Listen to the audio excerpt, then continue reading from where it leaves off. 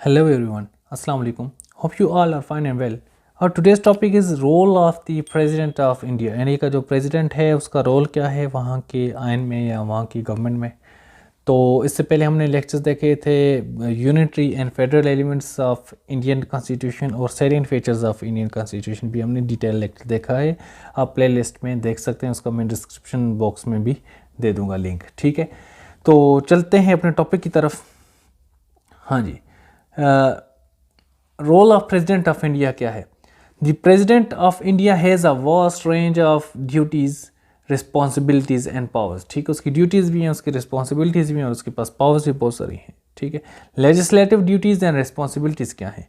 He can summon both houses and may dissolve Lok Sabha. ठीक है, वो दोनों हाउसेज का जो सेशन है उनको बुला सकता है और लोकसभा को डिसॉल्व कर सकता है। कैसे डिसॉल्व कर सकते हैं? On the completion of the tenure. ठीक है, या आइन जो उसको रास्ते देता है उनके मुताबिक, on the suggestion of PM. ठीक है, may inaugurate first session after election and of new year to outline new policies. ठीक है, जब नया होगा पार्लियामेंट इलेक्ट होकर आएगा तो उसका सेशन, फर्स्ट सेशन कौन कॉल करेगा? प्रेसिडेंट कॉल करेगा, या नए साल का जो टारगेट्स हैं उसको आउटलाइन करने के लिए भी वो सेशन बुला सकता है। ठीक है, makes law by approving bill, may return any non money bill for reconsideration. ठीक है, वो बिल्स को अप्रूव भी करता है।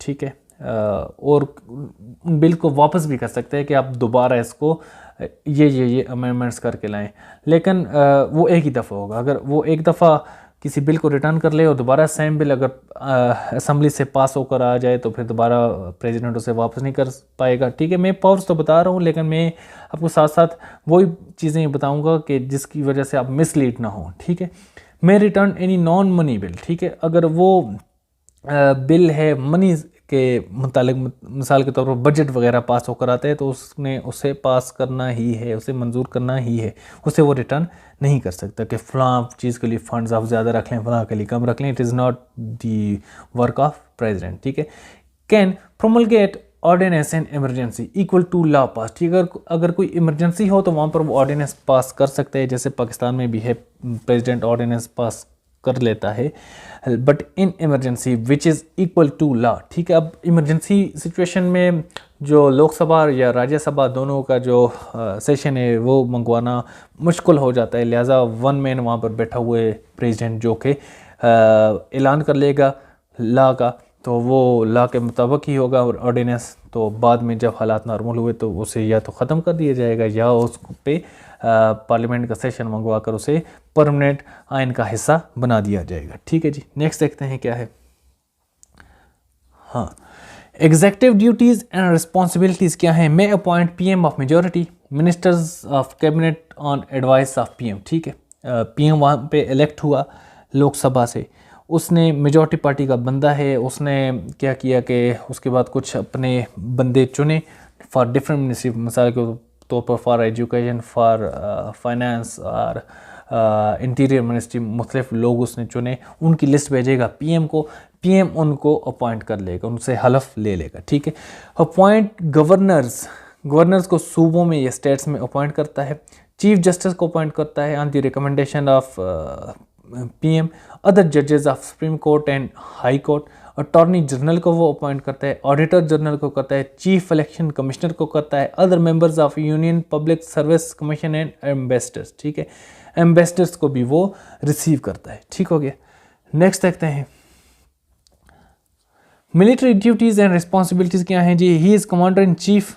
ठीक है, इंडियन आर्मी का commander in chief is the president of India. May declare और कंक्लूड वार, वो वार डिक्लेयर भी कर सकता है, उसको ख़त्म भी कर सकता है, subject to approval of parliament. देखें यहाँ पर दोबारा एक कंडीशन लगा दी गई है, under decision of 3 armed forces chiefs, military secretary and president officer, जो कि उनकी मतलब अपनी आर्म फोर्सेस के इनपुट के मुताबिक ही वो डिसीजन करेगा, वरना he is not in arm personal. ठीक है, डिप्लोमेटिक ड्यूटीज़ एंड रिस्पॉन्सिबिलिटीज़ क्या हैं जी? Receive credentials of ambassadors of other countries, उनको रिसीव करता है जी, उनको वेलकम करता है।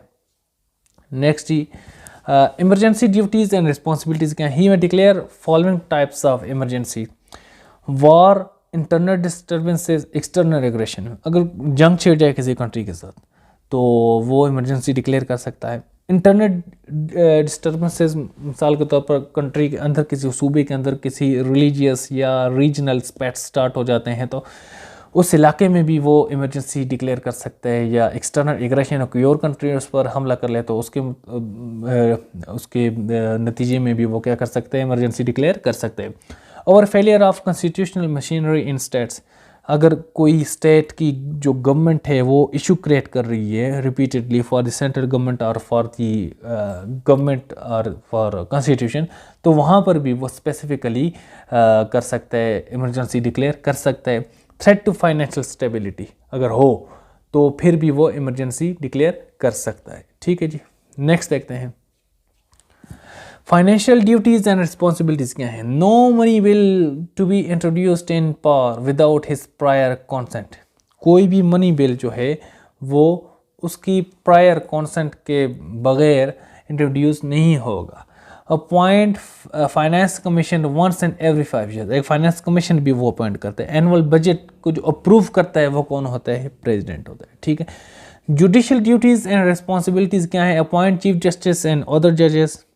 No criminal proceedings against him while in office. अगर प्रेसिडेंट अपने ऑफिस में मींस अगर वो ऑफिस मींस के अभी उसकी रिटायरमेंट नहीं हुई, वो जितने अरसे के लिए बना हुए प्रेसिडेंट और वो प्रेसिडेंट है, और तो उसके खिलाफ कोई भी क्रिमिनल प्रोसीडिंग्स नहीं हो सकती, उसे कोर्ट वगैरह में आप नहीं घसीट सकते।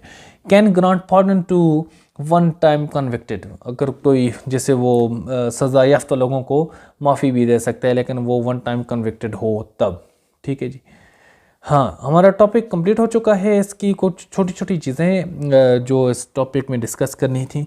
इससे पहले साइलेंट फीचर्स वाला जो लेक्चर है उसमें मैंने डिटेल लेक्चर है साइलेंट फीचर्स, उसको आप देखें लाजमी। जो बंदा भी ये लेक्चर सुने, साथ ही साइलेंट फीचर का लेक्चर है, वहाँ पर इंडिया की पूरी स्ट्रक्चर मैंने डिस्क्राइब की हुई है कि किस तरह उनकी मशीनरी चलती है। वो लेक्चर आप सुनेंगे तो ये लेक्चर आपको गपशप महसूस होगा। ठीक है। उसके साथ ही जो है फेडरल और unity elements of Indian constitution भी डिस्कस किए गए हैं, वो भी देख लें तो आपको कंप्लीट टॉपिक प्रिपेयर तब ही होगा। This is third lecture of this series. ठीक है। इंडिया पे वो पहले 2 लेक्चर वो सुनेंगे जो कि डिस्क्रिप्शन बॉक्स में उनके लिंक्स दिए गए हैं, तब जाकर आपको इस लेक्चर की समझ आएगी। ठीक है। तो हमारा ये टॉपिक भी कंप्लीट हो चुका है। मिलते हैं किसी और टॉपिक में, तब तक के लिए अल्लाह हाफिज़।